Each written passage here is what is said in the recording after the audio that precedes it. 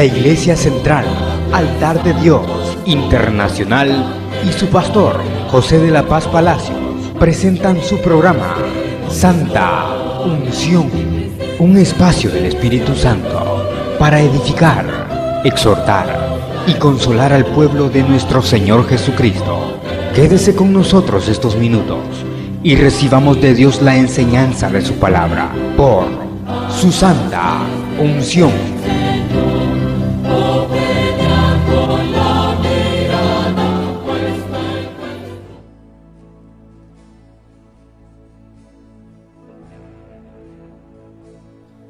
Estamos estudiando el primer libro de Reyes y ya caminamos el capítulo 1, capítulo 2, 3, 4, 5, 6, 7 y 8. Hoy es el capítulo 8 del primer libro de Reyes. Y recordemos que el rey David tenía un gran deseo: construirle la casa a Dios, construir el templo. Pero Dios le dice: no, tú no me vas a construir el templo, lo va a hacer tu hijo. Eso ya lo hemos visto en otras entregas de este estudio. Y David le dejó a su hijo los planos y le dejó muchos materiales. Y lo hizo Salomón. Vimos en los capítulos anteriores cómo Salomón construye el templo con piedras labradas, más madera y oro. Tres materiales importantes: piedras, madera y oro. Y construyó el templo. E hicimos una aplicación. Dijimos que Jesús, Él es el edificador, el constructor del templo de Dios. Es más, Él tiene celo del templo de Dios. Ya no es Salomón. Y que las aplicaciones de estos materiales en nuestra vida es precioso, ¿no? Hablamos que la madera habla de nuestra humanidad. Como humanos somos madera. Y hablamos de las piedras, cómo el templo de Dios, el templo espiritual de Dios, se construye. ¿Quién es la principal piedra? Jesús. ¿Y quién está encima del fundamento que es Cristo? Las otras piedras, ¿quiénes fueron? Los apóstoles. Y luego siguen, ¿quiénes? Pues las piedritas. ¿Y nosotros qué somos? Piedras vivas. Luego hablamos del oro. Dijimos que el oro es una aplicación a la divinidad. Los metales, los materiales tienen un lenguaje en la Biblia. Así como la plata habla de la palabra de Dios, habla de la redención. Y que el metal, ¿cuál es el otro que sigue? El bronce, habla también de juicio. Así el oro habla de la divinidad, naturaleza divina. A Jesucristo siempre se le compara en el tabernáculo con las cosas de oro. Tabernáculo, acuerden ustedes que estaba un candelero de oro, se aplica a Jesús. La mesa de los panes de oro, forrada de oro, se aplica a Jesús. El altar del incienso forrado de oro, se aplica a Jesús. Entonces, el oro es aplicado a la persona de Cristo. Y nosotros, dice allá Pedro, que tenemos naturaleza divina. Dijimos que también nosotros, como templo de Dios, tenemos oro. Están los frutos del Espíritu en nosotros. Están los dones del Espíritu en nosotros. Están la unción, las unciones del Espíritu en nosotros. Eso es cuanto al templo. En la entrega anterior hablamos acerca de los utensilios, es decir, de los muebles que estaban en el templo. Vimos acerca de la fuente, el significado de la fuente. ¿Se acuerdan? La fuente de bronce tenía agua y se lavaban los sacerdotes. Pero además de eso vimos que en el lugar santo, ahí estaban estos utensilios: el candelero, el altar del incienso y la mesa de los panes. Y eso ya lo aplicamos. Dijimos que el cristiano tiene que aspirar, entrar al lugar santo y vivir una vida de intercesión. Ese es el altar del incienso. Una vida de unción. Ese es el candelero. Tenía aceite, ¿no? Y alumbraba. Y una vida de palabra. Esa es la mesa de los panes. Hoy que el templo está construido, solamente falta. ¿Qué falta? Al lugar santísimo. ¿Qué es lo que falta? El arca del pacto. Hoy sí, podemos leer el capítulo 8 del primer libro de Reyes. Capítulo 8 dice así: entonces Salomón reunió ante sí en Jerusalén a los ancianos de Israel, a todos los jefes de las tribus y a los principales de las familias de los hijos de Israel, para traer el arca del pacto de Jehová de la ciudad de David, la cual es Sión. Y dice el versículo 2: y se reunieron con el rey Salomón todos los varones de Israel en el mes de Etanim, que es el mes séptimo, en el día de la fiesta solemne. Y vinieron todos los ancianos de Israel y los sacerdotes, tomaron el arca y llevaron el arca de Jehová y el tabernáculo de reunión y todos los utensilios sagrados que estaban en el tabernáculo, los cuales llevaban los sacerdotes levitas. Y el rey Salomón y toda la congregación de Israel que se había reunido con él, estaban con él delante del arca, sacrificando ovejas y bueyes que por la multitud no se podía contar ni numerar.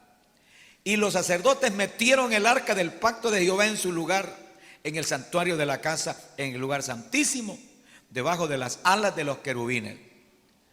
Dice el versículo 9: en el arca ninguna cosa había sino las 2 tablas de piedra que allí había puesto Moisés en Horeb, donde Jehová hizo pacto con los hijos de Israel cuando salieron de la tierra de Egipto. 10. Y cuando los sacerdotes salieron del santuario, quiero que subraye esto porque es importante, este capítulo 8 de Primero de Reyes. Y cuando los sacerdotes salieron del santuario, la nube llenó la casa de Jehová. Y los sacerdotes no pudieron permanecer para ministrar por causa de la nube, porque la gloria de Jehová había llenado la casa de Jehová. No pudieron los sacerdotes ministrar porque la casa de Dios, el templo, estaba lleno ¿de qué? De la gloria de Dios. Quiero que oremos. Tengo interés en este estudio, en esta palabra, porque hay que aplicarlo a la vida. Cada día es necesario que busquemos una experiencia con el Espíritu Santo. Cada día. Usted no puede conformarse a una vida así, frívola, insípida. No. Con más energía, con más dinámica. Acuérdense ustedes que los discípulos estuvieron 10 días en oración. No hacían nada, solo esperando que descendiera el Espíritu Santo. Y cuando descendió, ahí fue lo bueno. Un mensaje tremendo de Pedro, que 3,000 almas se convirtieron. Nuestra vida espiritual, nuestra vida cristiana, solo es activa, pero de verdad, cuando dejamos que el Espíritu de Dios nos llene. Oye, quiero que diga: Padre nuestro, te ruego, te suplico que tu palabra venga de tu corazón a mi corazón. Enséñame, instrúyeme. Danos palabras tuyas, Padre mío. Mi Dios, abre nuestros ojos del entendimiento. Te lo ruego, te lo suplico, mi Padre, en el nombre de Jesús, mi Señor. Amén. Entonces, que venga la gloria de Dios al templo. O traigamos, porque el arca la trajeron, ¿verdad? Repitan conmigo: traigamos la gloria de Dios. Traigamos el arca. Quiero compartirle 3 pensamientos. 1, el marco histórico, porque siempre hay que ver la historia. 2, la aplicación del templo y el arca. Y 3, la nube sobre el templo, que eso es importante. Veamos entonces la primera parte, esto de la historia, el marco histórico. Todos sabemos que cuando se construye el tabernáculo de Moisés, tenía 3 partes: el atrio, el lugar santo y el lugar santísimo. Y sabemos que en el lugar santísimo era el lugar para el arca. El arca era un cofre, una caja de madera, de acacia, forrada de oro. Y lo que había dentro del arca nomás era las tablas de la ley, la vara de Aarón, que reverdeció, y una porción del maná. Eso era todo. Ahora, esta caja de madera forrada de oro, el arca, no la podía cargar nadie más que los sacerdotes. Solo ellos. Era privilegio de ellos. No olviden eso, ¿no? Y este fue el problema que tuvo David cuando David mandó a construir una carreta de madera muy linda, el carro que hizo de madera y que lo alaban bueyes. Pero como Dios había dicho que el arca tenía que ir sobre los hombros, hubo problema. Ahora, el arca estuvo de manera peregrina, llamémosle así. Cuando salieron de allá, del desierto, se construye el tabernáculo, el arca fue llevada en los hombros. Y entró la tierra de Canaán con Josué en los hombros. ¿De quiénes? De los sacerdotes. ¿Se acuerdan ustedes cuando se cayeron los muros? No, pero primero, ¿se acuerdan ustedes cuando pasaron el Jordán? ¿Quiénes tenían el arca sobre los hombros? Los sacerdotes. Y ahí pasó algo. Ahí sucedió algo. ¿Qué sucedió? El río se detuvo. Hubo milagro. Quiero decirle que siempre hemos aplicado que hoy el arca para nosotros es Jesús. Allá es un cuadro profético. Un cuadro profético, una aplicación ahora. Jesús. Si Jesús está presente, van a suceder cosas tremendas. Si Él no está presente, no va a pasar nada.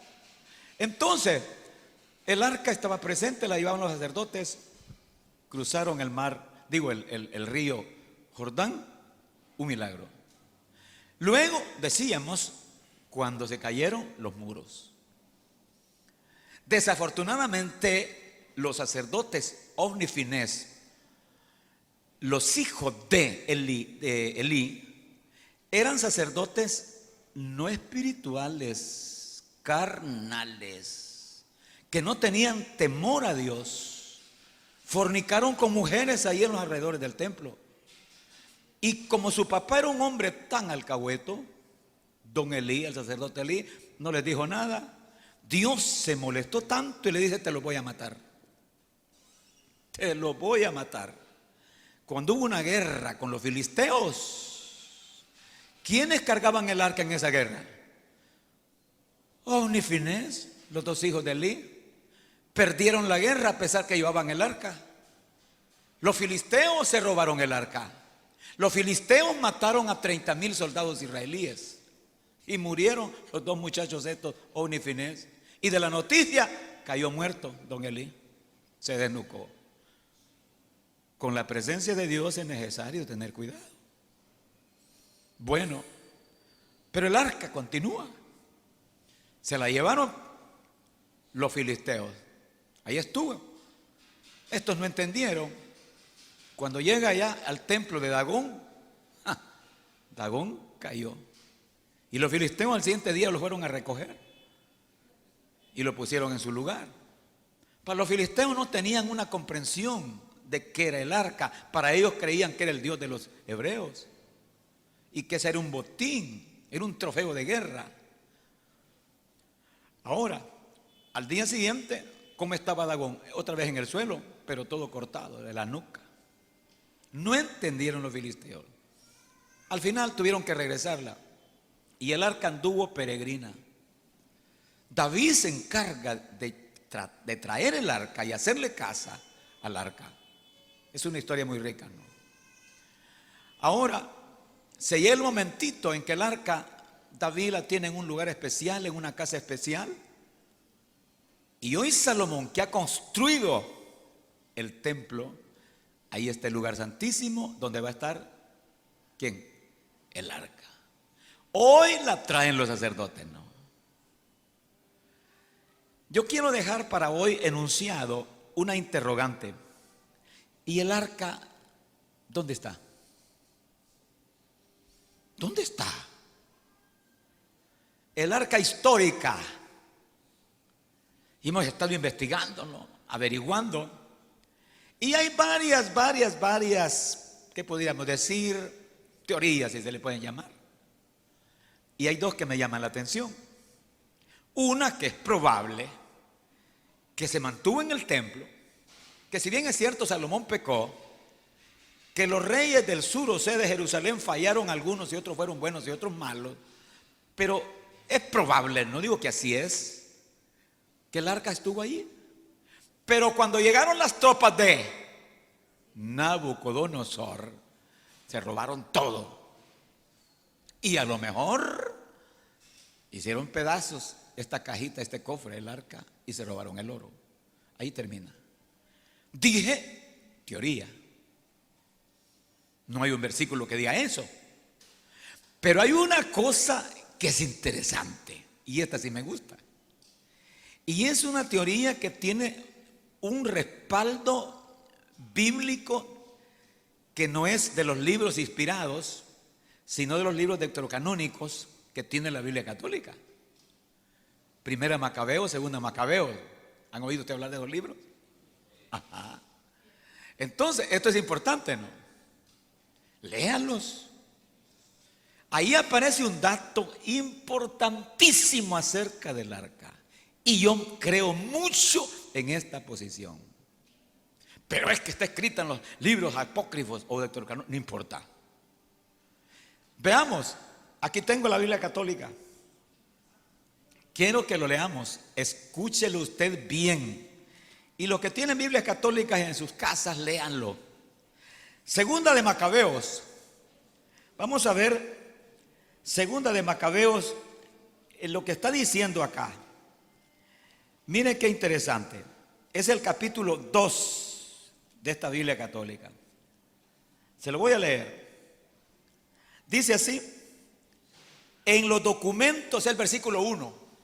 En los documentos se dice que el profeta Jeremías, recuerde usted que cuando Nabucodonosor atacó a Jerusalén para llevarse preso, no solo al rey, y bueno, todo lo que pasó, usted esa historia la conoce bien.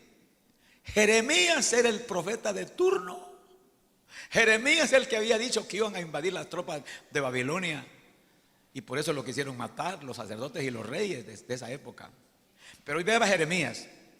En los documentos se dice que el profeta Jeremías ordenó a los desterrados tomar el fuego, como ya se ha dicho, y que dándoles la ley les mandó que no se olvidaran de los mandamientos del Señor, ni se dejaran engañar al ver las estatuas de oro y plata de los falsos dioses y los adornos que las cubrían. Y les dijo otras muchas cosas para recomendarles que no abandonaran la ley. Estaba escrito también en ese documento que el profeta, estamos hablando del profeta Jeremías, por instrucciones de Dios, se había hecho acompañar por la tienda del encuentro con Dios y el cofre del pacto. ¿Sabe qué es el cofre del pacto? El arca y la tienda del tabernáculo histórico. Pero veamos esto del arca. Aquí dice el cofre del pacto. Repito, el profeta por instrucciones de Dios, oiga, por instrucciones de Dios. Qué tremendo esto, ¿no? Se había hecho acompañar por la tienda del encuentro con Dios y el cofre del pacto, y que se había dirigido al monte desde el cual Moisés había visto la tierra prometida por Dios, y que al llegar allí Jeremías había encontrado una cueva en la que depositó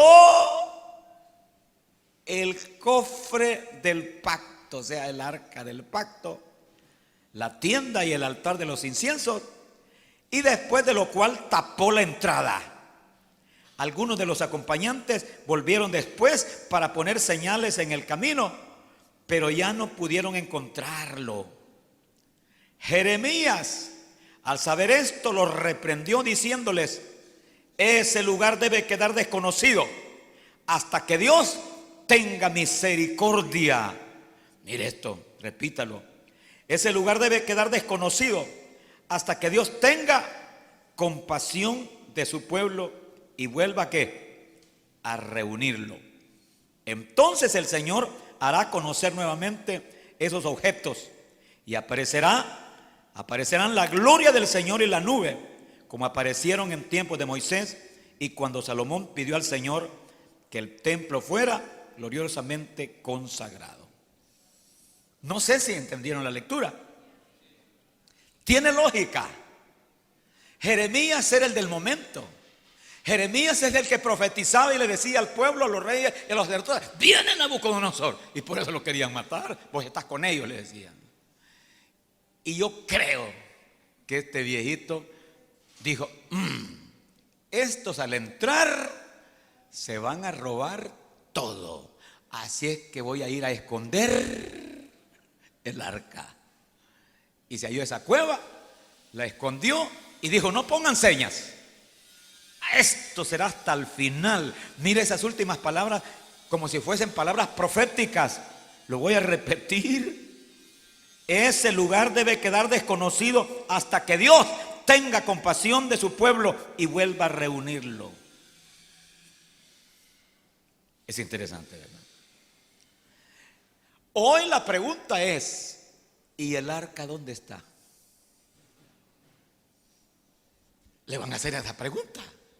Usted puede responder: mire, si el arca se mantuvo en el lugar santísimo, en el templo, cuando llegaron las tropas de Babilonia, es probable, dice usted, que destruyeron todo y se llevaron el oro porque no les interesaba la cajita de madera. Es una probabilidad. Pero la otra, dice usted, que es bien interesante, es que Jeremías fue a esconderla en una cueva que estaba en el monte. Yo creo que es el monte Nebo, Pastor Carlos, o el monte Pisga, donde Moisés vio allá la tierra de Canaán. Y yo quiero entrar, le dice a Dios: no, tú no vas a entrar. Pues en ese monte, ahí fue Jeremías, ahí encontró esa cueva, ahí enterró el arca, ahí la escondió y desapareció. ¿Verdad que es interesante? Ahora me preguntaban: pastor, ¿pero qué aplicación espiritual puede tener eso? Si queremos aplicarlo espiritualmente. Quiero decirle que son aplicaciones ocurrentes. No, es que así de aquí nadie me mueve. Un momento. No.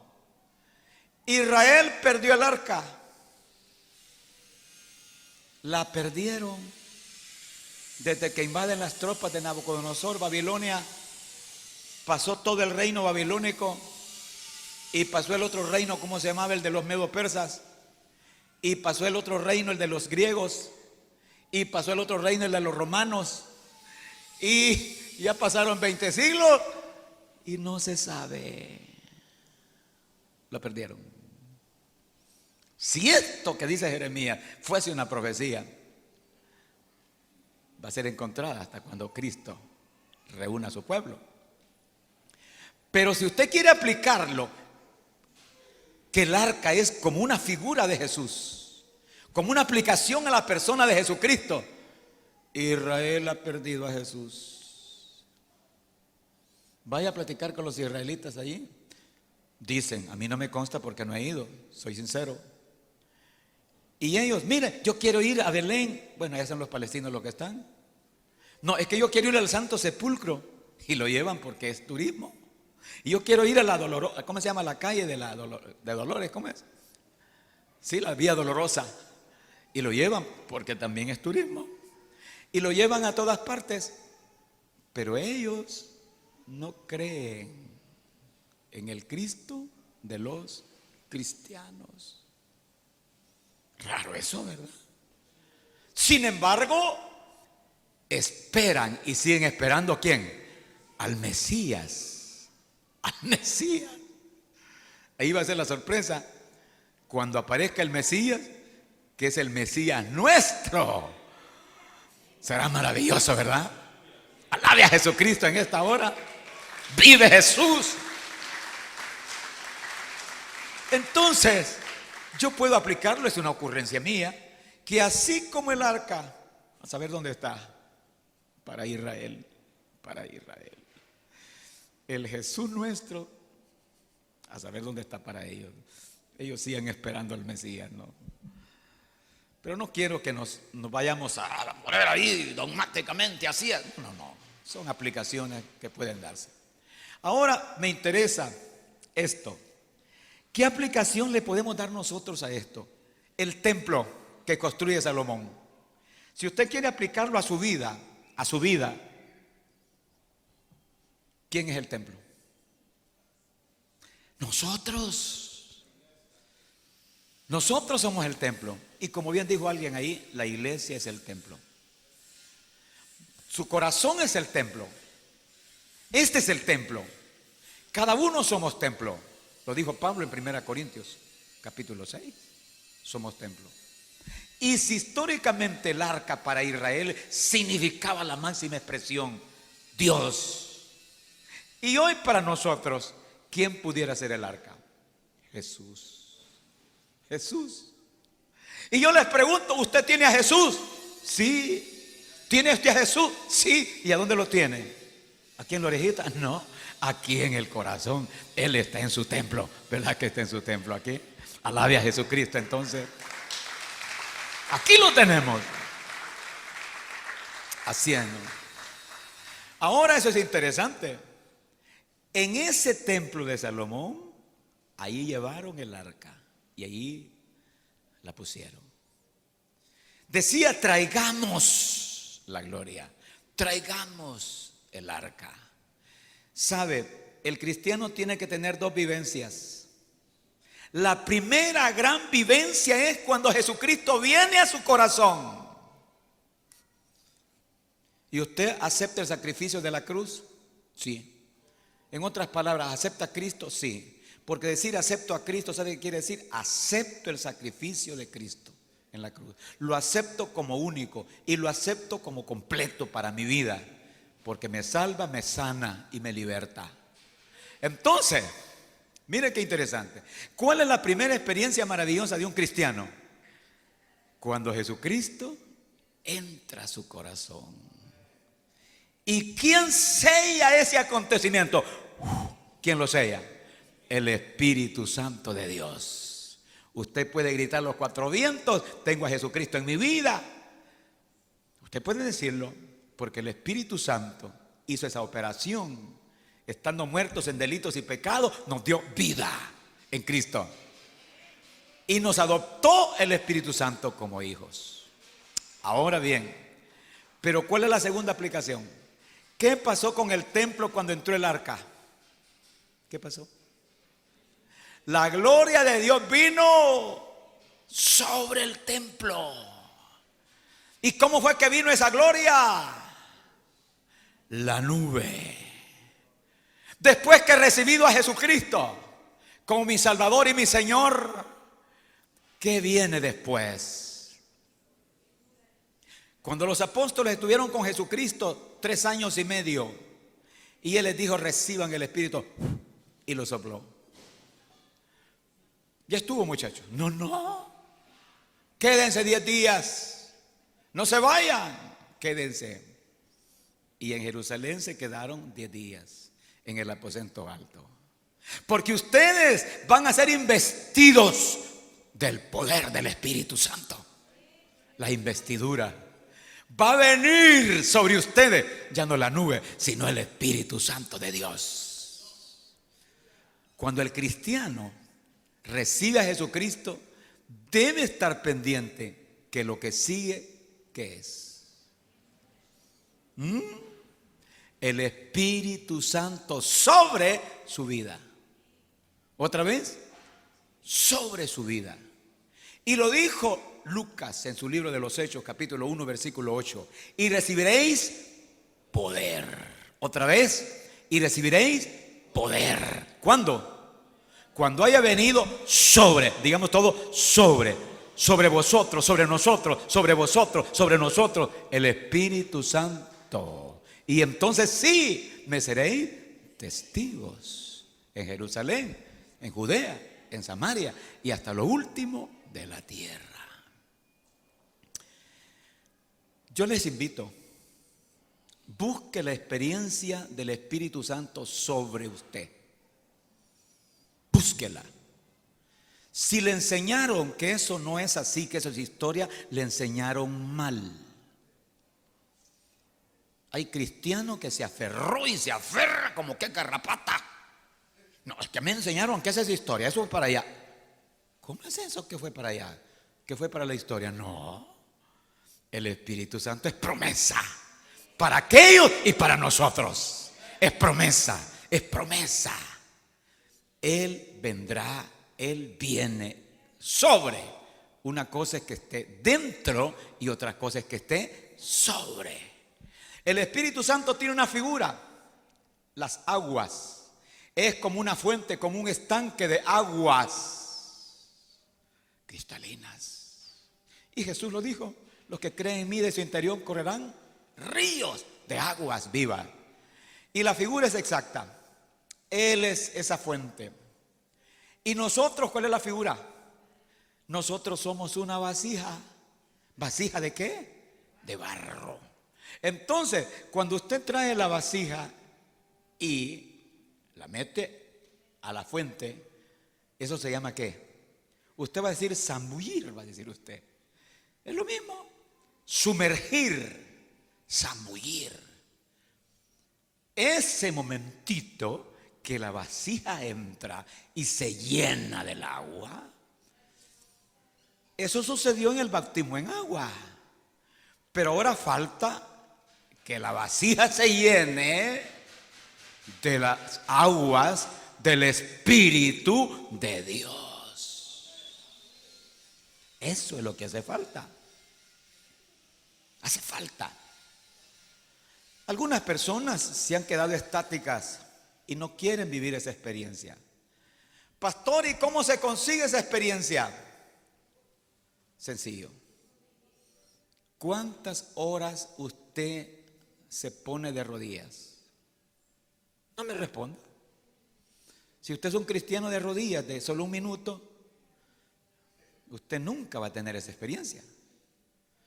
O de aquellas oracioncitas, ¿verdad? Que no llegan ni al techo. Señor Jesús, te doy gracias por esto y esto. Amén. No. De rodillas. No haga todo eso de que en el templo, ¿verdad? Y que me vean que estoy de rodillas en el templo. Y que me vean. No. En su casa, en privado. Que nadie sepa. Levántese temprano. 3 de la mañana como mínimo. Y se cumplirá la promesa de Dios en Job capítulo 8 versículo 5. Si de mañana me buscares y rogares al Todopoderoso, ¿qué dice Dios? Te aseguro que me voy a levantar por ti. Si de mañana me buscares y rogares al Todopoderoso y anduvieres rectamente y limpiamente, te aseguro que me levanto por ti, dice el Señor. Y voy a bendecir tu casa. Y aunque tu primer estado sea pequeño, tu postrer estado será muy grande. A buscar esa experiencia del Espíritu Santo. Búsquela, busquémosla. Esto solo se miraba en la iglesia primitiva. Y hoy cuando uno realmente se decide por Dios, ¿y qué me importa las críticas de la gente? Porque algunas veces el cristiano ¿cómo puedo decir? Se abstiene, quizás es la palabra, ¿no? Por aquello de los temores, ¿verdad? ¿Y qué va a decir la gente? ¿Va? Que soy loco, ¿va? Porque eso se tildó. Ese es el problema de nuestras iglesias en el país, ¿no? Si usted es una persona muy seria, ¿verdad? Que frío. A Jesucristo, ven sin tardar. Refrigeradora. Mire cómo nos tratan, ¿no? Pero si usted es ¡aleluya! Loco. Hermano, y usted con aquel problema, no quiero ser frío, ni quiero ser refrigerador, pero tampoco quiero ser loco. Usted no le debe interesar nada de eso. Interésese en estar en comunión con Jesús, el Hijo de Dios. Que la nube venga sobre su templo, que la nube venga sobre nosotros.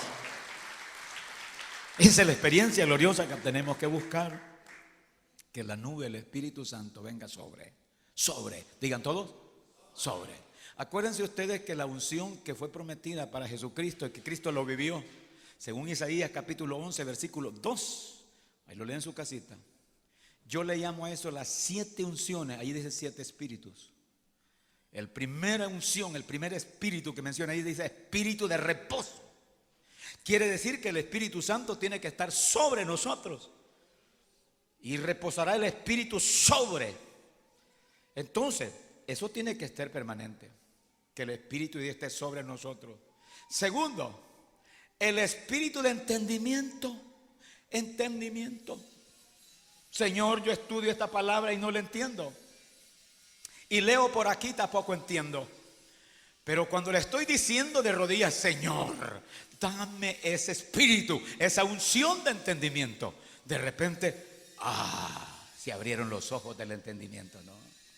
Tercera unción, dame conocimiento. Y entonces usted comienza a conocer más y más y más. Conocimiento de la Escritura, conocimiento de Dios, conocimiento de las cosas, conocimiento aún de los mismos diablos que muchas veces andan molestando. Usted inmediatamente conoce. Hay discernimiento, conocimiento. Dice, aquí me huele mal, aquí hay espíritu inmundo. Eso es conocimiento, ese es discernimiento. Entonces necesitamos la unción que repose. Necesitamos la unción del entendimiento. Necesitamos la unción del conocimiento. La sabiduría. Sabios, prudentes en la vida. Pero también necesitamos la unción del consejo para aconsejar.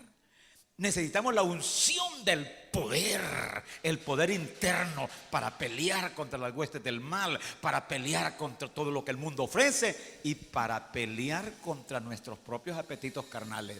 Y por último, necesitamos que esté sobre la unción del temor a Dios. Si no hay temor, estamos expuestos a pecar a cada rato. No olvide el mensaje que prediqué, que ese mensaje Dios me lo dio en la madrugada. El temor de Dios es el freno para no pecar. Si no está el freno, ¿qué hay? Desenfreno. Hoy comprende por qué mucha gente anda toda desenfrenada, desorientada, haciendo un relajo ahí en la calle. Porque no está el temor, no está el temor de Dios, el freno. Y eso solo se logra con esa unción que se llama unción de temor a Dios. Así es que la nube descienda. Diga, que la nube descienda sobre nosotros, sobre este templo. Que la nube descienda sobre este templo. Que descienda sobre este templo. ¿Cuántos lo deseamos? Pero no solo lo deseamos, busquémoslo. Nos queda de tarea. Levántese muy de madrugada a gemir y dígale a Jesús, abrázame fuerte. ¿Sabe? Hace 3 días, orando en la madrugada, le dice, Señor, háblame. Quiero decirle que estoy feliz porque las oraciones que estuvimos haciendo por los enfermos, ellos se han recuperado, ¿no? Sí, el último caso de Damiancito. Yo le hablé ayer y me dice, no, sí, yo ya camino. Qué lindo. Yo le decía al Señor, háblame. Pero yo esperaba que el Señor me dijera a la oreja, mira esto y esto y esto y esto. Y ayer me manda un mensaje a una hermana y me dice, aquí en Santana, pastor, yo tengo que decirle algo. Me sorprendí, ¿no?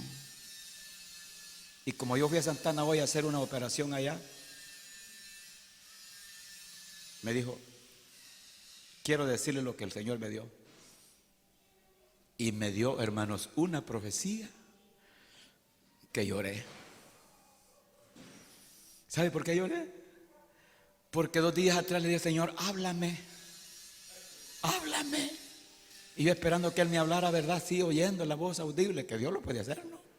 Y comienza aquella mujer, oye, pero en lágrimas.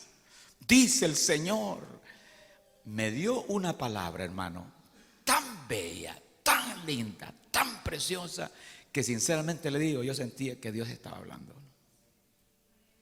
Todo esto es obra ¿de quién? De la nube, del Espíritu Santo de Dios. Es tarea para todos. A partir de ahora, quiero que levante sus manos, si quiere se pone de pie como quiera y diga: Espíritu Santo, yo soy ese templo. Que se llene este templo de tu gloria. Que se llene este templo de tu gloria. Que se llene este templo de tu gloria. Oh, que se llene este templo de tu gloria. Que se llene este templo de tu gloria.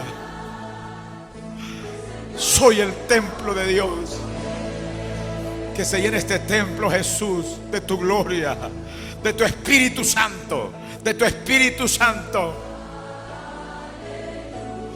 Que se llene este templo de tu gloria. Oh, mi Cristo, mi amado. Tú quieres que nosotros, tu pueblo, no solo tengamos la experiencia de haberte recibido como Salvador y Señor, sino la experiencia gloriosa que tuvieron los sacerdotes, porque ahora nosotros somos real sacerdocio. Que tu gloria, que la nube de tu Espíritu Santo venga sobre tu pueblo, venga sobre nosotros, y ser llenos, llenos, llenos de tu Espíritu Santo. Oh, gracias. Gracias, Cristo. Gracias, Padre. Santo mío, gracias. Te adoramos, mi Jesús. Te adoramos, Padre. En el nombre de Jesús, gracias infinitas. Amén. Y el pueblo del Señor dice: amén.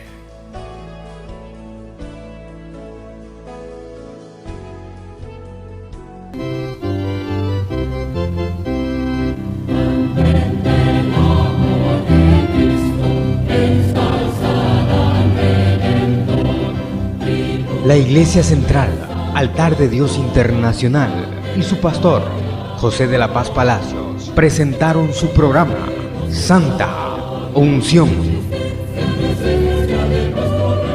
Un espacio del Espíritu Santo para edificar, exhortar y consolar al pueblo de nuestro Señor Jesucristo. Si usted ha recibido bendición a través de este programa, llámenos al teléfono 2270-8080 o escríbanos a Avenida Barberena, número 1423, Barrio San Jacinto, San Salvador. Esperamos nos vuelva a escuchar a la misma hora y por esta estación deseamos que el Espíritu Santo derrame sobre usted su santa unción.